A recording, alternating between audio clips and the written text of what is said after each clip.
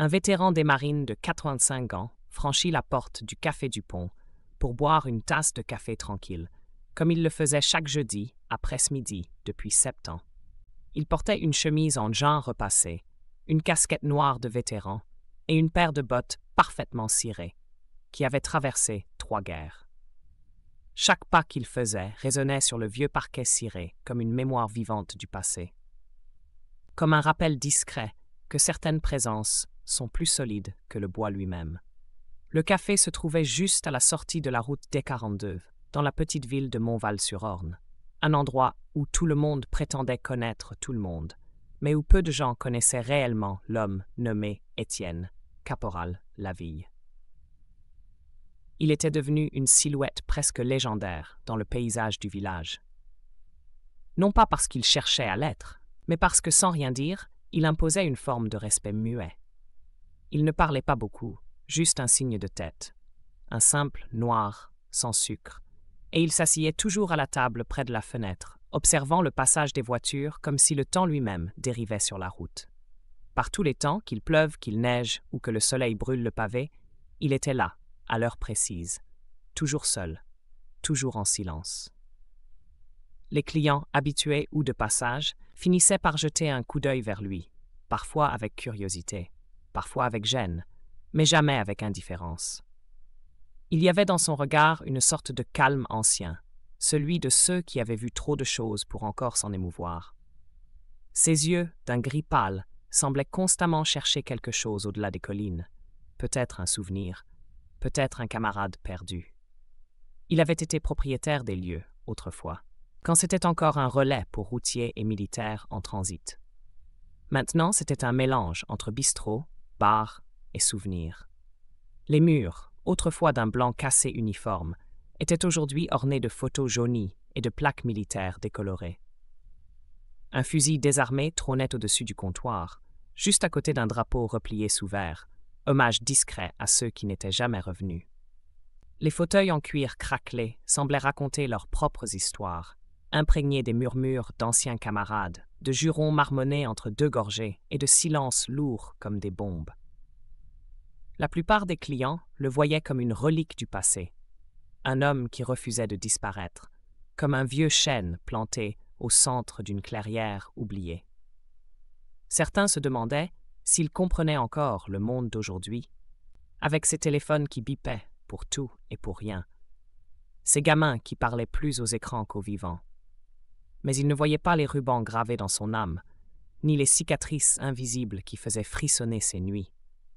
Il ne voyait pas le poids du silence d'un adjudant-chef, ce silence qui s'accroche aux os, qui vous tient éveillé longtemps après la fin du vacarme, quand les ordres cessent, mais que les visages restent. Étienne n'était pas un homme de grande déclaration. Il vivait en dedans, chaque respiration mesurée, chaque regard chargé d'un monde que d'autres avaient oublié. Ce jeudi-là, le café bourdonnait de discussions étouffées, comme une ruche fatiguée mais tenace. Un match de foot du lycée venait de se terminer, et quelques parents riaient dans les banquettes, leurs voix joyeuses montant par vagues, se brisant sur les murs, avant de s'éteindre doucement. On reconnaissait dans l'air cette vibration particulière des fins d'après-midi d'automne, un mélange de soulagement, de nostalgie et de fatigue. Des enfants couraient encore sur le trottoir devant la vitrine, la joue rougie, les lacets défaits, pendant qu'un vieux transistor grésillait dans le coin, avec une chanson que plus personne n'écoutait vraiment.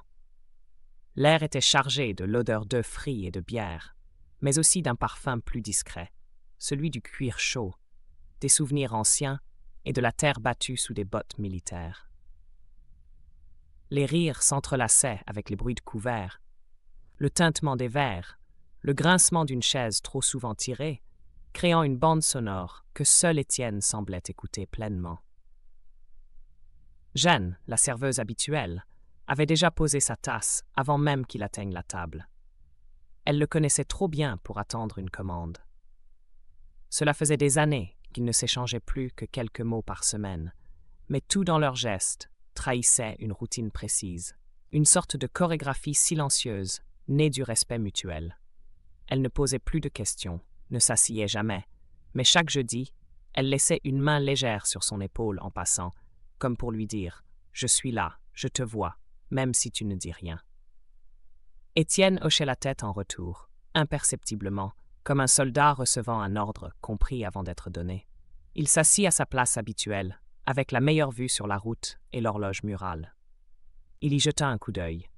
14h34. Le tic-tac de l'horloge semblait résonner un peu plus fort à cette heure-là, comme si le temps lui-même ralentissait autour de lui. Il prit une gorgée lente. Pas de sucre, pas de crème. Il l'aimait ainsi, amer, brut, sans artifice. Un goût qu'il reconnaissait. Un goût qui ne mentait pas. Même si son médecin désapprouvait, même s'il y avait des tracts à la pharmacie locale sur les dangers de la caféine à son âge, Étienne s'en fichait. Ce n'était pas de l'obstination. C'était une forme de fidélité. Fidélité à lui-même, à ce qu'il avait été, à ce qu'il continuait d'être. Jeanne le savait bien. Elle n'avait même plus besoin de le regarder pour doser la température de la tasse ou l'angle exact où la poser pour qu'il la saisisse sans effort. Il y avait des habitudes qui valaient bien plus que des prescriptions. Un homme qui avait rampé dans les rizières sous le feu ennemi, la boue jusqu'au menton et le cœur suspendu à chaque bruit, n'était pas du genre à se laisser dire comment boire son café. Il avait survécu à des nuits sans sommeil, à des embuscades où chaque brindille pouvait cacher une mort lente, à des appels radio couverts de cris et de crépitements. Alors non, il ne changerait pas la moindre goutte de cette amertume choisie. Il buvait lentement, comme pour prolonger le seul moment de paix qui ne lui avait jamais été volé. À travers la vitre, il observa les passants, les voitures, la lumière dorée du jour qui déclinait. Tout semblait un peu plus lent, comme ralenti par la chaleur tiède du soleil d'octobre. Dehors, le soleil était bas, projetant de longues ombres sur le trottoir, découpant les silhouettes comme des fantômes tranquilles. Les feuilles mortes glissaient paresseusement sur l'asphalte, emportées par un vent léger. Le bus scolaire s'arrêta au coin dans un crissement doux, presque respectueux. Des enfants descendirent en désordre, sacs trop lourds pour leurs épaules encore fragiles. Un garçon, le sac de travers, lui fit signe de la main, sans hésitation. Étienne leva 2 doigts dans un salut discret, presque militaire, précis, économe. Le garçon sourit, surpris, puis agita la main plus fort, comme s'il venait de recevoir un honneur. Étienne baissa doucement la main, sans changer d'expression.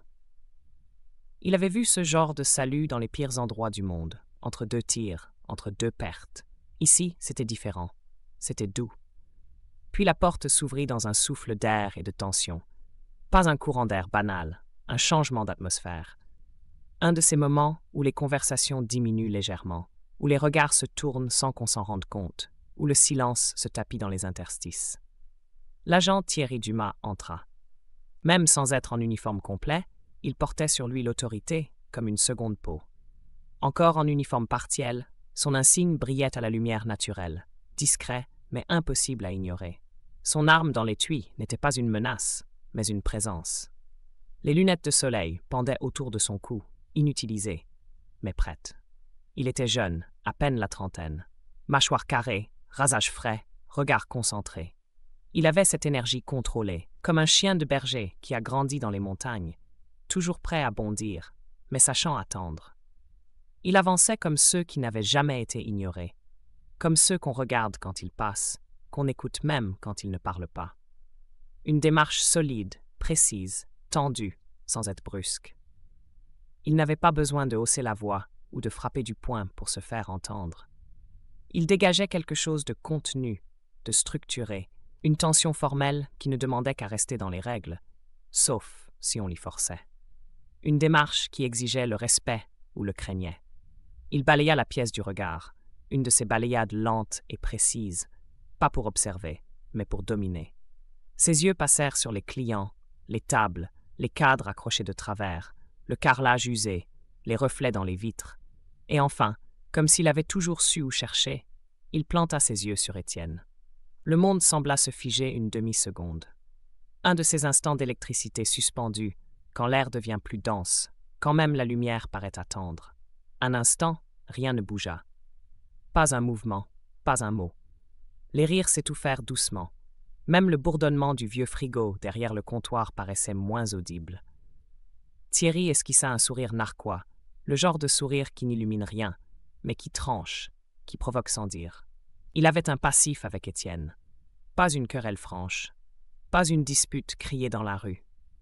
Un de ces passifs lourds, rampants, qui naissent dans le silence et grandissent dans les regards esquivés et les mots jamais dits. Étienne avait témoigné autrefois dans une commission disciplinaire. Ce n'était pas contre Thierry, pas directement, mais contre son oncle Claude Dumas, qui avait porté le même uniforme, la même arrogance, et qui avait fini par être démis pour avoir couvert des brutalités contre des jeunes dans un quartier voisin. Claude avait quitté la ville dans le murmure et le mépris, et Thierry, alors jeune stagiaire, avait vu dans le témoignage d'Étienne non pas un devoir, mais une trahison. Une honte familiale, exposée en place publique. On disait qu'il l'avait mal pris. Très mal. Le genre de rancune qui ne meurt pas, surtout dans une ville comme Montval, où les souvenirs sont longs et les réputations éternelles. « Tu viens encore ici » dit-il assez fort pour que 3 têtes se tournent. Sa voix tranchait, volontairement posée, juste ce qu'il fallait de volume pour provoquer sans crier. Un couple dans le coin se tut aussitôt, baissant leur regard vers leur assiette, comme si le sel avait perdu sa saveur. Une fourchette suspendue en l'air resta figée. La main de Jeanne, derrière le comptoir, s'arrêta en plein versement. Le filet de café déborda légèrement de la tasse qu'elle remplissait, et une goutte noire tomba sur sa chaussure sans qu'elle ne la remarque. Elle connaissait ce genre de moments, ceux où les mots sont des allumettes. Étienne ne répondit pas. Il ne leva pas les yeux. Il prit une autre gorgée, lentement, comme s'il n'avait rien entendu. Il regarda par la fenêtre, mais on sentait que ce n'était pas pour observer. C'était pour ne pas répondre. Il savait ce que cette phrase cherchait. Une réaction, une faille, un accroc dans la façade. Il n'offrit rien, pas même un froncement de sourcils. Ce silence sembla irriter l'agent, et plus profondément encore, le confronter.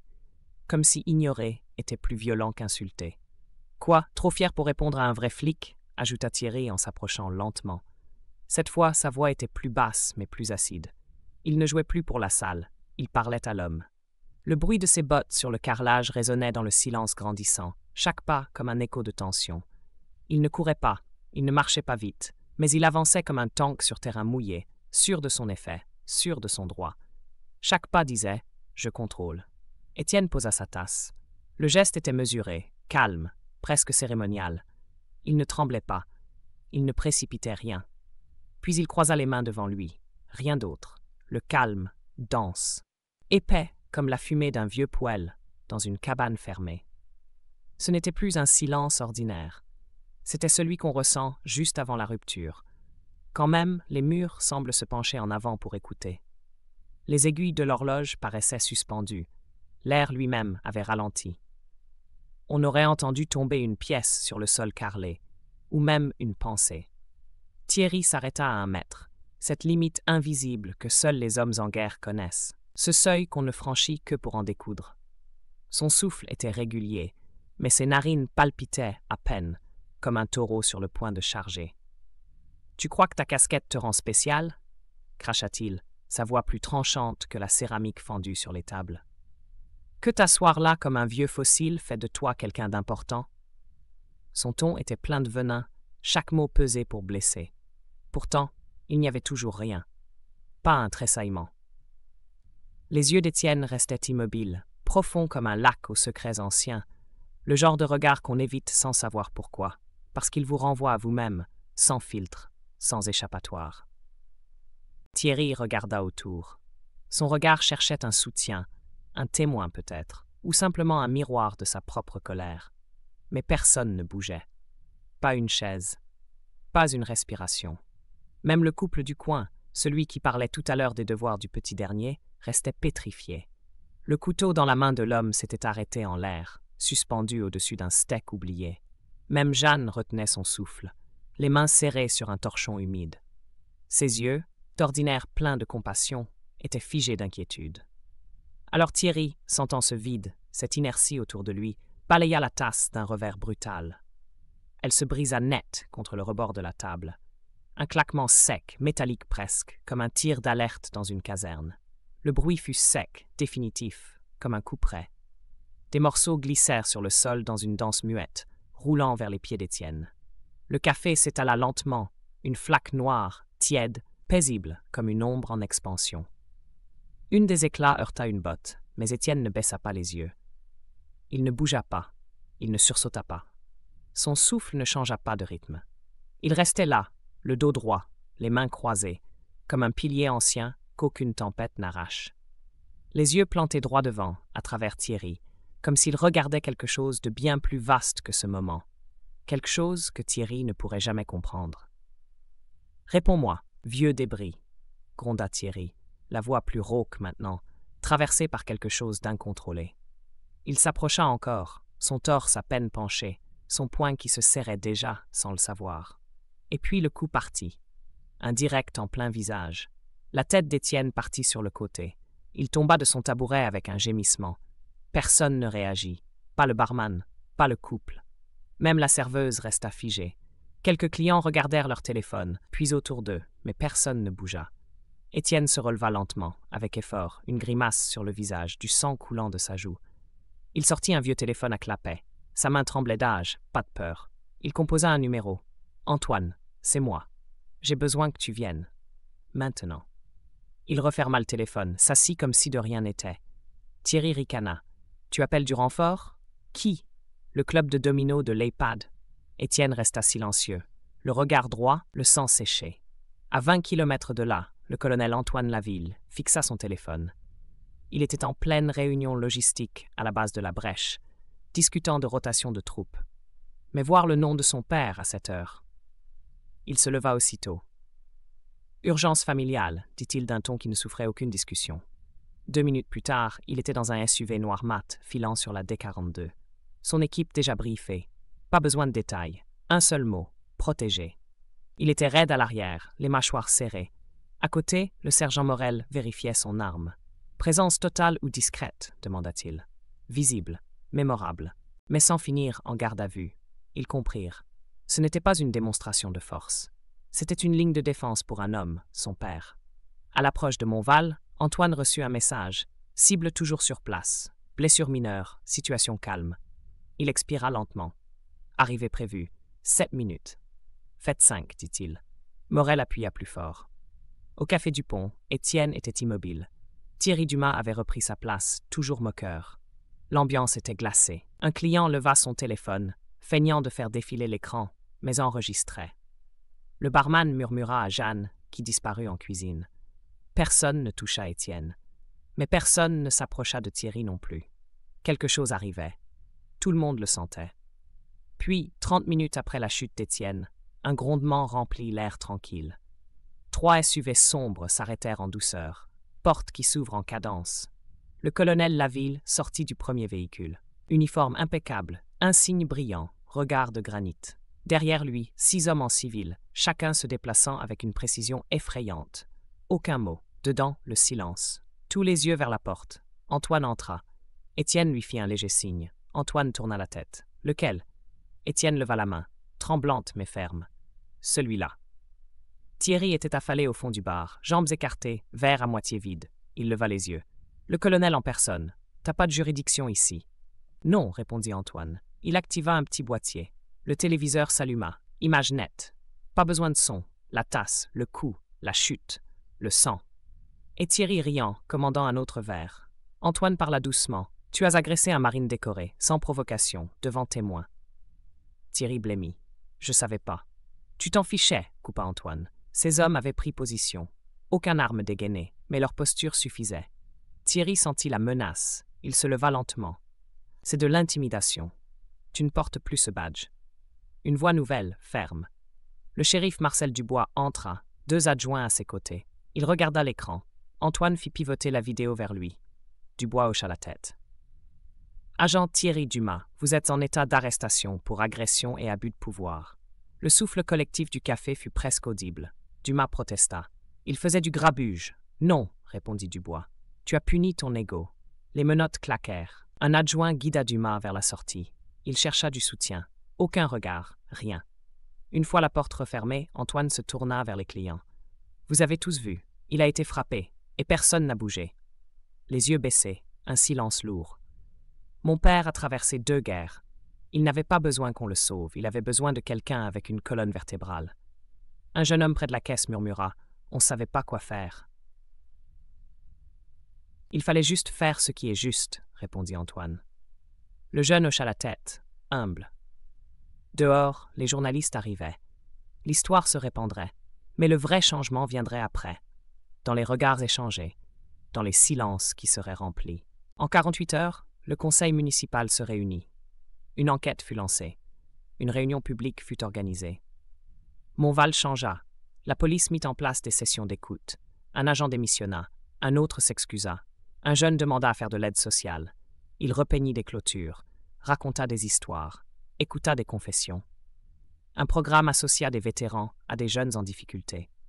Un garçon appelé Lounès, d'abord méfiant, ne rata plus un seul jour avec son mentor Alain. Ensemble, ils construisirent des nichoirs et cultivèrent un potager. « Ce n'est pas pour les tomates », disait Alain. « C'est pour prouver qu'on peut encore faire pousser quelque chose. » Les commerces suivirent. Le coiffeur offrit des coupes aux demandeurs d'emploi. Un entrepreneur partit réparer une terrasse oubliée. Les voisins commencèrent à parler. Les anciens combattants racontèrent enfin. Pas pour la gloire, mais pour vaincre le silence. Quelqu'un laissa ses médailles sur une table. Elles valent plus ici que dans un tiroir. Le café devint un lieu de retrouvailles. Jeudi matin, on y buvait, on écoutait, on partageait. Un jour, des lycéens y accrochèrent une banderole. « Merci d'avoir tenu bon, pour qu'on apprenne à le faire. » Le changement ne fut ni bruyant ni rapide, mais il était réel. À l'église, un micro ouvert révéla des poèmes, des lettres, des excuses et des promesses. Un garçon, toujours silencieux, prit la parole. « Mon père m'a dit hier que je comptais. Je crois que c'est grâce à vous, monsieur Laville. » Étienne ne parlait pas souvent, mais quand il le faisait, tout le monde écoutait. Pas de discours, juste des pierres posées, une à une, comme un pont pour les autres. En quittant le café avec Antoine ce soir-là, la clochette tinta, et tout le monde se leva. Pas de mots, pas de musique, juste le silence, chapeau ôté, main sur le cœur. Regards humides, Étienne s'arrêta sur le seuil. Sa main frôla le cadre de la porte. Pour un homme qui n'avait jamais rien demandé, le respect était enfin venu. Pas en médaille, en silence, en vérité, en écoute. Les drapeaux flottaient doucement, l'air était frais. La ville semblait différente. Pas parce que tout allait bien, mais parce qu'enfin, elle arrêtait de faire semblant. En marchant côte à côte, Étienne murmura « On dit que la liberté n'est pas gratuite. Parfois, il suffit d'un moment pour rappeler son prix. » Antoine ne répondit pas. Il hocha simplement la tête. Et quelque part derrière eux, la porte se referma doucement. Le carillon tinta encore une fois. Écho d'une ville qui apprenait, enfin, à écouter.